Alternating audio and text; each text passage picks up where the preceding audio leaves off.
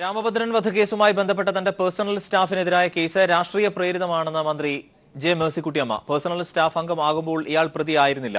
CBI ഉപയോഗിച്ച് രാഷ്ട്രീയ പകപോക്കൽ നടത്തുകയാണ് എന്ന് മേഴ്സിക്കുട്ടിയമ്മ പ്രതികരിച്ചു. എസ് ഷീജ ചേരുന്നു. ഷീജ, ഇക്കാര്യത്തിൽ എന്തൊക്കെ കാര്യങ്ങളാണ് മന്ത്രി പറഞ്ഞത്? അരുൺ, ഏതായാലും ഈ വിഷയത്തിൽ ഒരു സിബിഐയെ ഉപയോഗിച്ചുകൊണ്ട് സിബിഐയെ രാഷ്ട്രീയ ആയുധമാക്കി മാറ്റിക്കൊണ്ടുള്ള കാര്യങ്ങൾ തന്നെയാണ് നടക്കുന്നത് എന്നാണ് മന്ത്രി മേഴ്സിക്കുട്ടിയമ്മ പ്രതികരിച്ചിരിക്കുന്നത്. മാക്സൺ ഈ കേസുമായി ബന്ധപ്പെട്ട് കഴിഞ്ഞ ദിവസം വരെ പ്രതിയായിരുന്നില്ല. മാധ്യമങ്ങളിൽ കൂടി ഈ വാർത്ത പുറത്തു വരുമ്പോൾ മാത്രമാണ് ഈ രീതിയിൽ മാക്സനെ ഈ കേസിൽ പ്രതിയാക്കി എന്നുള്ള വിവരം അറിയുന്നത്.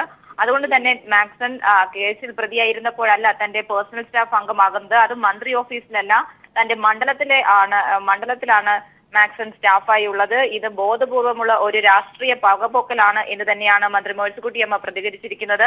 ഏതായാലും കേസ് നിർഭാഗ്യകരമാണ്. കേസ് അറിഞ്ഞ ശേഷം കേസിന്റെ മറ്റു കാര്യങ്ങൾ, കേസിന്റെ തുടർ നടപടികൾ, കേസിന്റെ അന്വേഷണം എല്ലാം പൂർത്തിയായ ശേഷം മാക്സനെ കുറ്റവാളിയാണെന്ന് കണ്ടെത്തിയാൽ ഏതായാലും സംരക്ഷിക്കില്ല എന്നുള്ളത് തന്നെയാണ് തീരുമാനം. പക്ഷേ ഇത് രാഷ്ട്രീയമായി ഇതിനെ ഒരു പകപോക്കലിന് ഉപയോഗിക്കുകയാണ്, സിബിഐ പകപോക്കലിന് ഉപയോഗിക്കുകയാണ്. ഏതായാലും ഈ വിഷയത്തെ രാഷ്ട്രീയമായി നേരിടും എന്ന് തന്നെയാണ് മന്ത്രിയും വ്യക്തമാക്കിയിരിക്കുന്നത്. ഷീജ, ഈ മന്ത്രിസഭായോഗ തീരുമാനങ്ങളിലേക്ക് കൂടി വന്നാൽ, പ്രത്യേകിച്ച് ആറന്മുള വിമാനത്താവളവുമായി ബന്ധപ്പെട്ട സർക്കാർ ഉത്തരവുകളെല്ലാം റദ്ദാക്കിയിട്ടുണ്ടല്ലോ.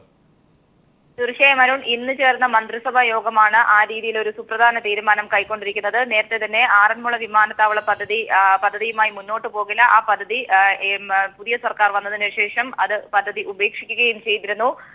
ഹൈക്കോടതിയിൽ വരെ ഇതുമായി ബന്ധപ്പെട്ടുള്ള എല്ലാ ഉത്തരവുകളും റദ്ദാക്കും എന്നൊരു തീരുമാനം സംസ്ഥാന സർക്കാർ അറിയിച്ചിരുന്നു. ഇതിന്റെ തുടർ നടപടി എന്നോണമാണ് നിലവിലിപ്പോൾ ഏതായാലും ആറന്മുള വിമാനത്താവള പദ്ധതിയുമായി ബന്ധപ്പെട്ട് ഇതുവരെ ഇറക്കിയിട്ടുള്ള VS സർക്കാരിന്റെ കാലത്തായിരുന്നു ഇതിന് വ്യാവസായിക മേഖലയായി പ്രഖ്യാപിച്ചുകൊണ്ടുള്ള ഒരു ഉത്തരവ് വരുന്നത്. അതുമുതലുള്ള എല്ലാ ഉത്തരവും ഇപ്പോൾ റദ്ദാക്കിയിരിക്കുകയാണ്.